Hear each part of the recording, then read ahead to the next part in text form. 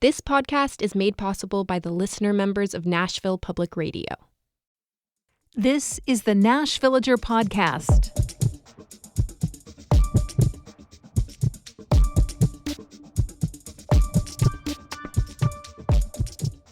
It's November 13th, 2024. On this day in 1902, Nashville leaders passed the city's first ever $1 million budget. Unfortunately, I couldn't find a breakdown of what was in that budget, but that is the year the city acquired Centennial Park, which must have been a major investment requiring pretty substantial upkeep compared to what had been in the city's hands up to that point. I'm Nina Cardona, and this is your daily digest of what's happening around Middle Tennessee from Nashville Public Radio, WPLN News. These days, Tennessee towns and cities pass budgets in June, just ahead of the start of the fiscal year. But in many places, especially bigger communities like Nashville, the annual budget process is about to get underway.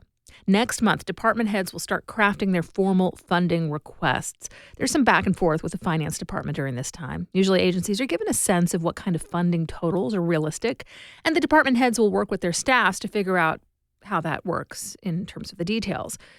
Then next year, there will be a series of meetings where the folks who run everything from metro schools and the police department to the farmers market and the sports authority each sit down with Mayor Freddie O'Connell. They'll tell him what they hope to do in the coming year, talk about where things stand with staffing, how much it all costs. From there, the mayor's office will figure out what requests they think are doable and which ones aren't really realistic given the revenue outlook. And from that, they'll craft a draft budget. The budget is officially submitted to Metro Council on May 1st, but we usually have some sense of it before that. Once it's submitted, it's up to the council to decide if that budget makes sense to them or if it needs tweaking. And if all goes as it should, at some point before July 1st, council will agree to a final Metro budget. Now, throughout that entire process, you'll hear a lot of reporting on how folks would like to spend the city's money and then on how the city ultimately decides to spend it. But where does the money come from? Well, the biggest moneymaker for Nashville's government is the property tax. Every cent you pay in Davidson County property tax goes directly into Metro's coffers. And as of this fiscal year, it makes up just over half of the city's revenues. The next biggest chunk of funding comes from the sales tax, and that will be going up a little thanks to the transit referendum that just passed.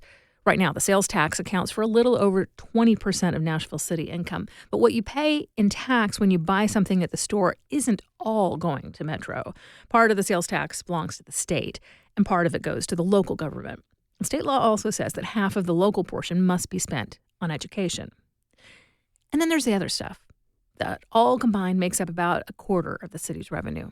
Various fees and fines, allocations from state and federal funding, things like that. But the property and sales taxes, those are the big ones. This year, there will be some shifts, for sure. We'll see how that sales tax increase gets turned into initial work on expanding transit. There's a lot to be sorted out with the way that Metro Arts handles its grant funding. And of course, every year is a big year for the departments that always need a lot of attention, like schools, police, and fire. We've hit the week's midpoint, so you know what that means. The latest edition of What Where Wednesday is coming up after the newscast.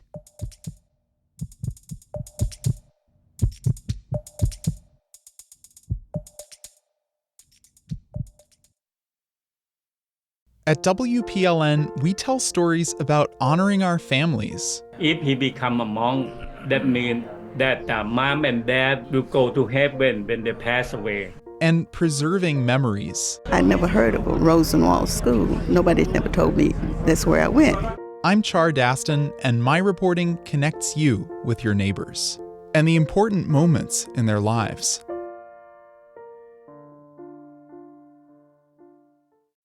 Here's the latest from WPLN News. A Kentucky woman filed a lawsuit yesterday seeking to strike down the state's near-total abortion ban. The ACLU is representing her.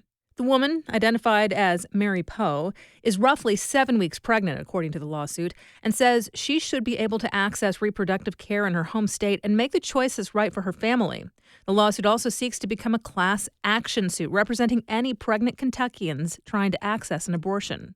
The ACLU of Kentucky previously tried to overturn the abortion ban in courts, but the Kentucky Supreme Court said abortion providers do not have standing to sue on behalf of their patients.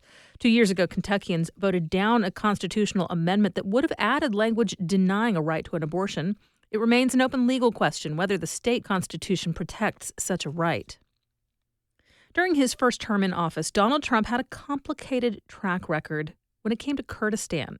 Following Trump's re-election, WPLN's Rose Gilbert sat down with a politically engaged member of Nashville's Kurdish community.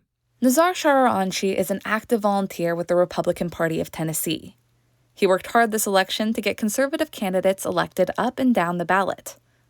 Shararanchi got involved with U.S. politics more than 20 years ago through George W. Bush's first presidential campaign. He says he knew that Bush's father had been instrumental in creating a no-fly zone to protect Kurds in northern Iraq from Saddam Hussein and hoped this Bush would do even more. I asked him if he felt Bush lived up to those hopes. Oh, yeah. Yes, he did. He did kick Saddam out and build a federal government for Kurdish people and stabilize, Kurdistan. Do you feel like those two presidencies really made the Republican Party popular with a lot of the Kurdish community? Yeah, well, honestly, Republican Party always, they've been close to our people in Kurdistan, they did some damage too sometime, but you see they do more good more than damage. A substantial amount of that damage came from President-elect Donald Trump. While in office, he withdrew American troops supporting Kurdish forces fighting against ISIS in Syria and declined to support the independence referendum in Iraqi Kurdistan. Many Kurdish people were also impacted by Trump's so-called Muslim ban before it was overturned in the courts. Shararanchi says he was disappointed with these moves, but he continues to support Trump, particularly on domestic issues. Border control is more than anything in economy and jobs. He hopes Trump will be a strong ally for Kurds and encourages everyone, regardless of party, to vote and become civically engaged. Rose Gilbert, WPLN News. City leaders in Monterey voted Monday night to suspend their police chief. Last week, the Putnam County grand jury indicted Bill Randolph on 7 counts, including theft, misconduct, and forgery. A state investigation found Randolph used government money to travel to a training conference in Gatlinburg. Altogether, the registration fees and travel costs, like hotel and fuel reimbursement, cost the town more than $2,300. But the probe found Randolph ditched the classes to go shopping and eat out at restaurants with his wife. To cover his tracks, investigators say Randolph used shared QR codes to falsely log into the conference as if he had been present. He also submitted documentation to get official credit for the 36 hours of training that he'd skipped. News Talk 94.1 reports the Monterey Board of Aldermen voted to suspend Randolph without pay and ask the local civil service board to determine whether he should keep his job. Prosecutors and child welfare officials are investigating an incident on a Clarksville school bus that left one middle schooler so badly injured that he needed emergency brain surgery. Jamie Horton tells WKRN her son is out of the intensive care unit but has yet to talk, walk, or eat solid foods. The 12-year-old was reportedly put in a chokehold by a high school student. In addition to the driver, there was also an aide working on the school bus. Horton says she hasn't watched video of the incident, but others who have tell her neither adult took action to stop the chokehold. The Montgomery County District Attorney is looking into the incident, and the Tennessee Department of Children's Services has opened an investigation.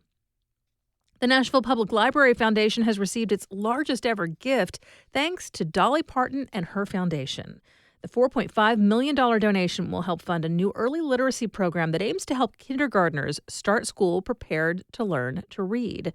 The foundation hopes to ultimately raise $20 million in total. The program, called Begin Bright, is a partnership between the Nashville Public Library and Dolly Parton's Imagination Library. Intended to start this spring, it will provide a little library filled with books to every child care center in the county. The program will also develop an app to provide early literacy training for parents and teachers. While large-scale emergencies are unexpected, local government agencies develop plans and train year-round to respond to local disasters. Chief William Swan oversees the Nashville Fire Department and the Office of Emergency Management, which coordinates local government resources and safety workers. He told WPLN's This is Nashville that emergency planning involves working with partners even on tabletop exercises. So In Nashville, we know not only our local partners that we deal with on a daily basis, but also our state partners, TEMA and et cetera. We go even to the federal level. That's why we've been so successful on a lot of these major events, everything from presidential debates to bombings to flooding and tornadoes. We play well together because we know each other and we know our strengths and weaknesses. You can learn more about how Nashville prepares for emergencies and how to be personally prepared in the This Is Nashville podcast feed. February 1st will be a big day for indie music in Nashville. Music City's first 615 Indie Live event will feature dozens of local artists at 14 independent venues across the city. And now we know the lineup. It's eclectic, including the up-and-coming hip-hop collective 6-1 Tribe, the jazzy Alana Royale, and the Pink Spiders bringing the rock and roll. A $15 ticket gets you to all the venues. The event runs from noon to 2 a.m. the next morning. You'll find more news anytime at WPLN.org. The weekend is coming up, and with it, an all-ages chance to make and enjoy a wide array of art and performances.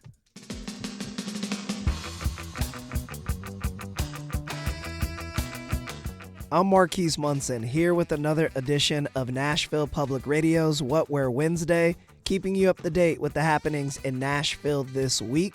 Starting with tonight, Leon Bridges performs the final night of his Ryman residency, and the English Beat is at City Winery. At Brooklyn Bowl, Briston Maroney's third annual Paradise Festival runs Thursday through Saturday. In the driveway, we were cleaning out my ashtray, making jokes like hell, at least I'm still alive. Also on Thursday, The Staves performs at the Mill at Cannery Hall. On Friday, there's Gillian Welch and David Rawlings' album signing and record celebration for their Grammy-nominated album Woodland at Grimey's. On Sunday, Nashville band The Sewing Club performs at the East Room. And wrap up your week Tuesday with Daryl Hall at the Ryman, or recent Rock and Roll Hall of Fame inductee Dionne Warwick at the Skimmerhorn Symphony Center. For more events, head over to WNXP.org/events. Saw a freight train yesterday. It was plugging away. This week for What Were Wednesdays, we discussed the Frisk Arts Fest happening at the museum this Sunday. My name is Megan Rust, and I am the Interpretation Director at the Frisk Art Museum. The Frisk Arts Fest is a takeover of the entire museum. We activate all of our spaces with different activities, performances, music, inspired by our exhibitions that are on view. It is such a fun day. It's such a unique and eclectic mix of activities. I don't think you'll go anywhere else in Nashville where you can have Cuban music, origami, and mochi pounding all going on at the same day. There's something for everyone, for all ages. We just opened an exhibition a few weeks ago called Journey Through Japan, Myths to Manga. It's a really fun exhibition, targeted for younger visitors, but fun for all ages. We have everything from Hokusai's Great Wave, really famous woodblock print, to Japanese pop culture objects like Pokemon, Miyazaki films, you name it. It's such a fun mix of objects. And so a lot of our activities this time around will be inspired by Journey Through Japan, but we also have really fun exhibitions. Lajoune McMillian is a multimedia artist who uses motion capture software and new technologies like AI to create these immersive environments. And Maria Magdalena Campos Pons is a Cuban artist who's actually based here in Nashville. We have her exhibition Behold, which is a survey of her career from the last 30 years. She works in all different types of mediums, including painting, installation, drawings, photography. It's a really beautiful look back at her career.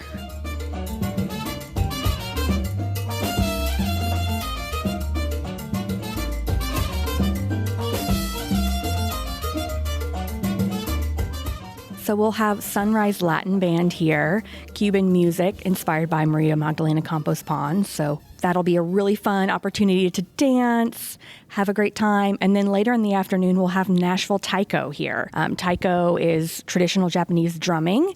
So you can check out Taiko here in our auditorium. And then you can actually go up to the exhibition. We've got Taiko drums in the galleries. You can check those out and actually play them yourselves. We are partnering with API Middle Tennessee, an amazing organization, to take over our rector room with all different types of fighting games. So you can come, you can watch others play, you can play yourself. There might even be some little tournaments going on. We'll have things like Smash Brothers, all inspired by Japanese games.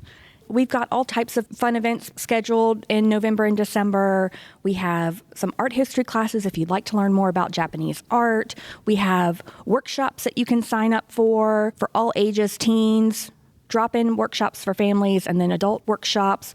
Next month, we're planning a tasting and talk with proper sake. Amazing events on the calendar through the end of the year. Check them out on our website, fristartmuseum.org, to sign up. For more information on the Frisk Arts Fest and other events happening this week, visit WNXP.org. My name is Marquise Munson, and thank you for listening to another edition of What Were Wednesdays.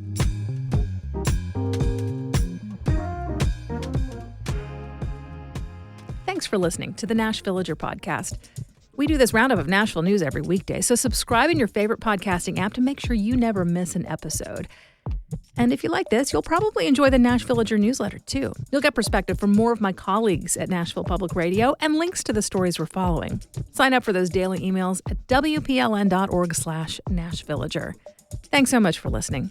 Let's make this day a good one, and we'll catch back up tomorrow.